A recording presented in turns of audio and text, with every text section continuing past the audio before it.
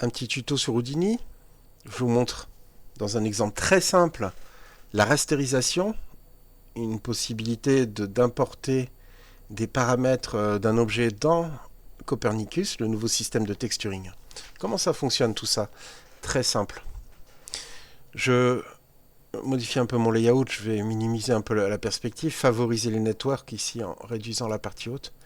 Mais comme j'ai quand même besoin de montrer mes propriétés, je vais appuyer sur P ici pour qu'il s'affiche sur le côté. Allons-y, je crée une géométrie.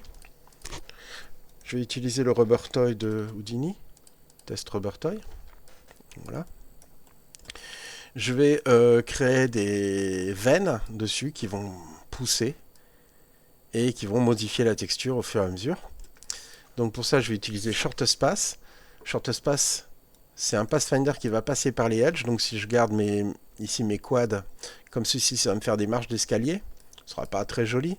Donc je vais décider de faire un remesh. Puis c'est aussi prétexte à vous montrer un petit truc en plus.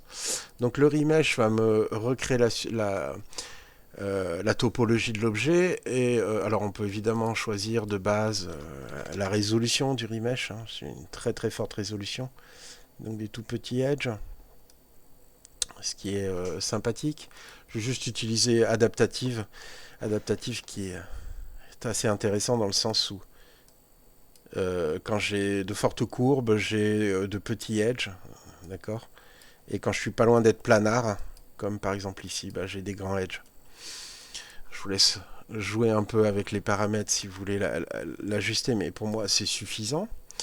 L'étape suivante, ça va être pour le shortest pass de déterminer des points qui sont points de départ et d'autres qui sont points d'arrivée. Donc on crée des groupes. Un groupe dans sélection, dans Houdini, pardon, sert à faire des sélections. Je ferai un premier groupe qui est de type point et qui va s'appeler éventuellement start. Je vais sélectionner à la mano un point.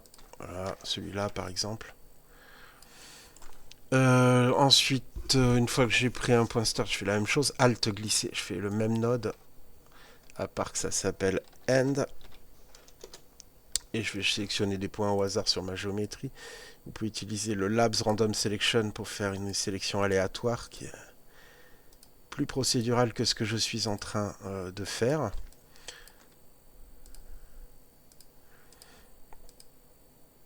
Oups.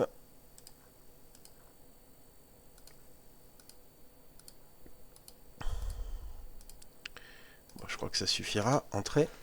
Donc j'ai des points start et des points end. À partir de là, je peux faire shortest pass.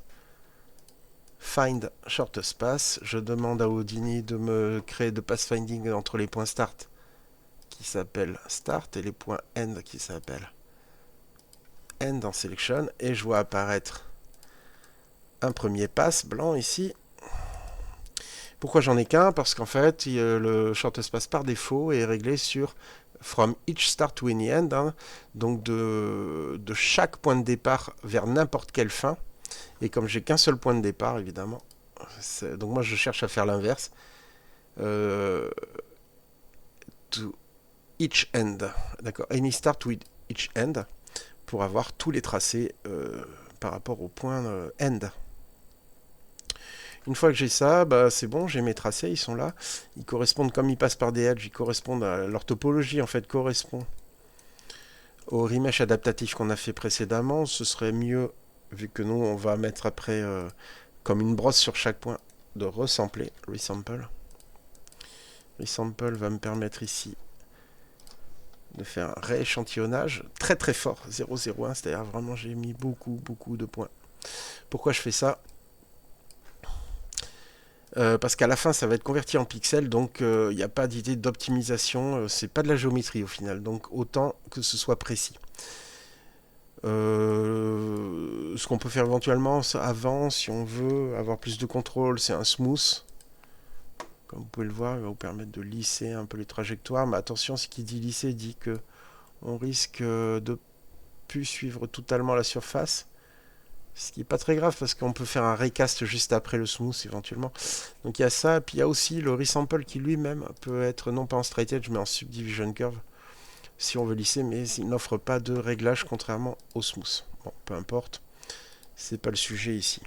Un petit CTRL S, on ne sait jamais. C'est assez plantogène dans l'état Copernicus. J'avais déjà fait un exo, Roots 2.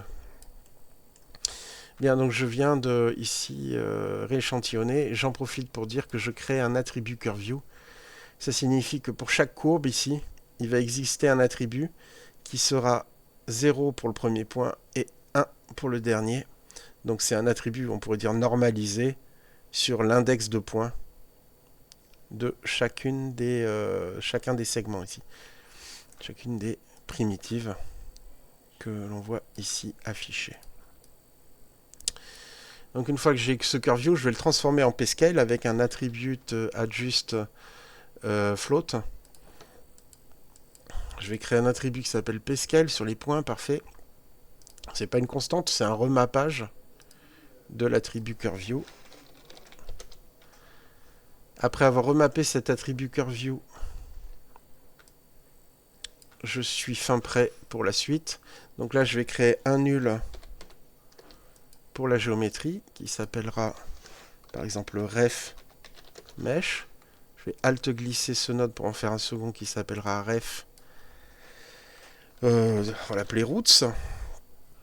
Et il y a un petit problème qu'on ne voit pas actuellement, mais avant de continuer, il faut qu'on le règle. C'est un problème d'UV. Si on regarde ici la vue UV Viewport de ma géométrie, on voit bien à cet endroit que j'ai de mes très beaux UV de le rubber toy de base, et qu'après avoir fait le remesh, c'est ici le bazar total. Donc c'est important que mes points de courbe ici soient dans le même espace UV que la géométrie. Donc pour que ça puisse fonctionner, il faut que je transfère ici ces points sur la distance, sur la surface la plus proche en récupérant ces UV. Donc pour ça, je vais utiliser un point VOP, un attribut de VOP, pardon. On crée un attribut de VOP et on va brancher en attribut 2 à cet endroit dans l'input 2 la géométrie originale.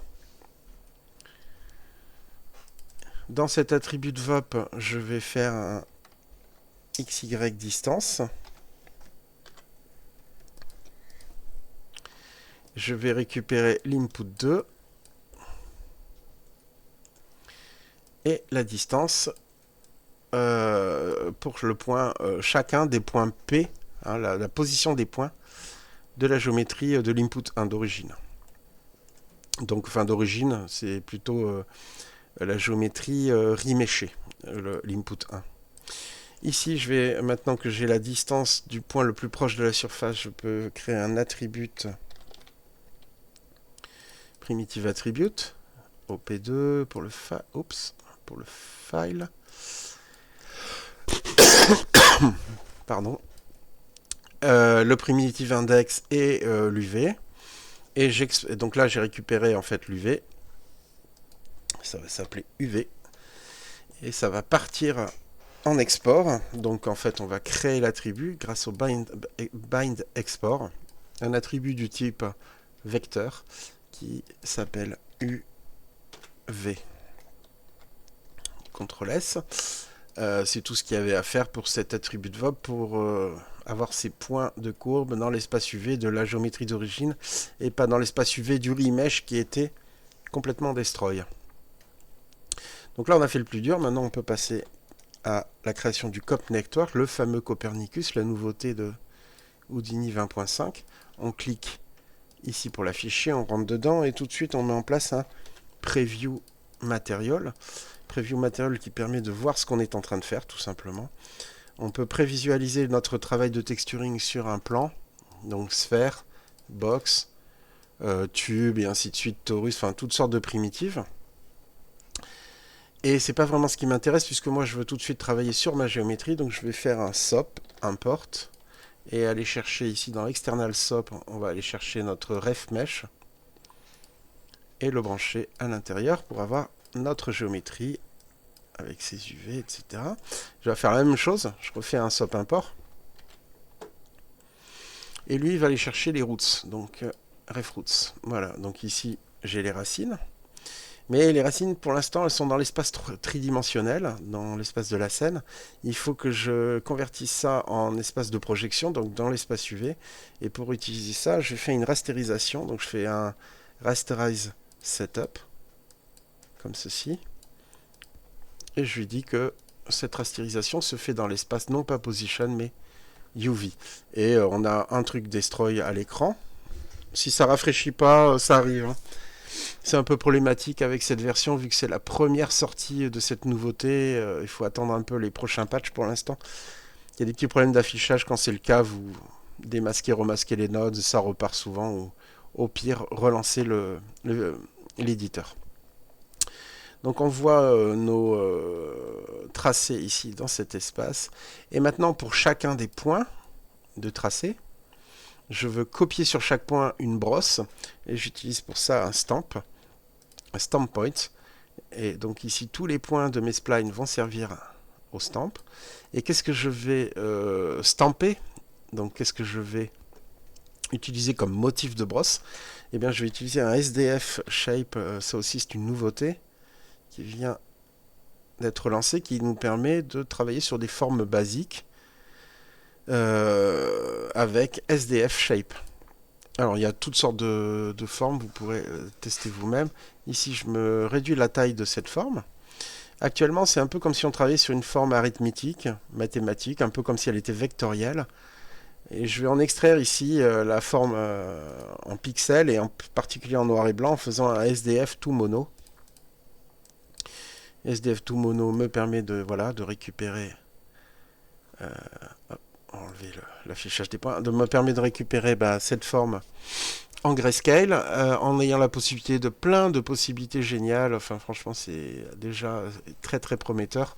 En l'occurrence, je vais pouvoir smoother un peu ma forme pour l'estomper et en jouer sur le ISO offset pour là aussi contrôler un peu l'estompage de ma forme.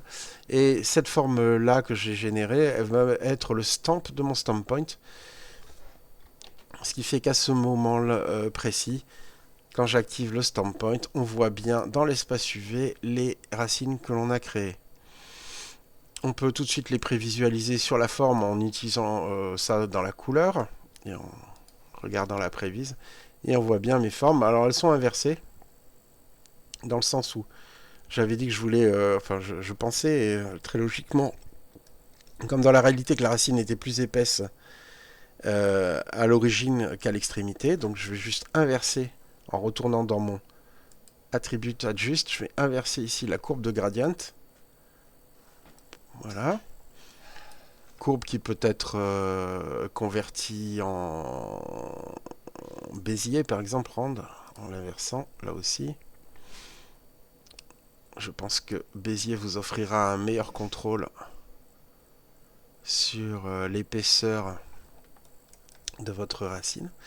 Et c'est tout, en fait. Donc, le principal objet de l'exercice là a été abordé. C'était cette rasterisation ici pour passer en espace 2D.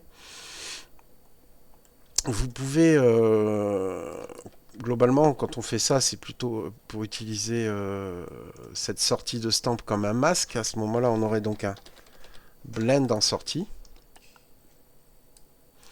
Ça, ce serait le masque. On masquerait un background et un foreground. Un background qui serait par exemple la texture d'origine. La texture d'origine, elle se trouve dans le test Rubber Toy. Clic droit, Type Properties. On va dans Extra File. On trouve toy.lores.jpg. On clique là-dessus, on fait Save as File. On l'enregistre dans notre dossier Copernicus. Et ensuite, dans le CopNet, on peut aller la chercher, cette texture, en utilisant File, tout simplement. Et en allant chercher Toy, Lores, accepter. Donc ça, ce sera notre foreground. Et c'est un color jaune, ça veut dire que c'est un color RGBA. J'ai pas besoin de l'alpha en l'occurrence, donc je vais faire une sortie RGB. Ça, ce sera la couleur. Voilà, donc on voit déjà à ce stade que ça fonctionne. Et pour la finalité de l'exercice, on va faire un décalage de teinte avec un HSV adjust. Donc on va prendre l'image de base, trafiquer ça Donc voilà l'image de base. On va trafiquer sa hue, donc sa teinte. Je ne sais pas quoi faire, mais ça n'a pas vraiment d'importance. Voilà, partons là-dessus. Ce sera donc le foreground et ce sera blend, comme vous pouvez le voir. Alors c'est blend ici, ça peut être multiply, subtract, enfin très très classique sur les modes de fusion. Il y a tout ce qu'il faut, plus le dosage, plus voilà, c'est très très bien fait. Et ça nous donne ceci. Un petit bonus éventuellement avant de s'arrêter, c'est que ça pourrait être aussi la height map, donc une map de displacement si on veut que les veines soient en relief.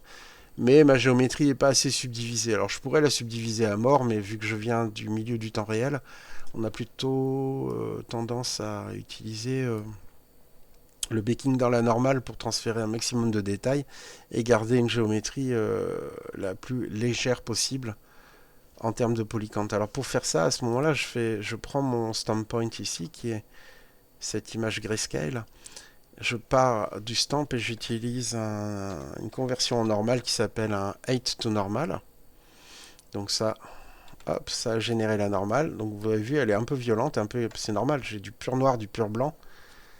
C'est très fort, donc ici il faut la réduire un peu. Peut-être même encore un peu plus. Comme ceci. Et l'injecter dans la normale. Et là vous avez du relief. Alors mes stamps sont un peu forts, ce qui est bien c'est que dans le stamp point il y a pas mal de choses intéressantes comme évidemment l'échelle que je vais réduire pour avoir des veines plus fines, peut-être un peu plus, mais voilà. Et comme tout est procédural, on peut même s'amuser à dire que avant de créer le resample, c'est-à-dire qu'au moment où on va créer CurveView, juste avant on fait un carve pour animer la pousse de ces éléments en utilisant uniquement le second hue qui passera à 0, 0, aucune racine. Et en augmentant progressivement la valeur, vous ferez pousser les racines le long de votre rubber toy. Et la texture évidemment est affectée puisque tout est en réel et tout est procédural. C'est à peu près tout pour ce petit tuto très modeste sur la compréhension des Copernicus. J'espère que ça pourra vous servir. Et maintenant, c'est à vous de jouer.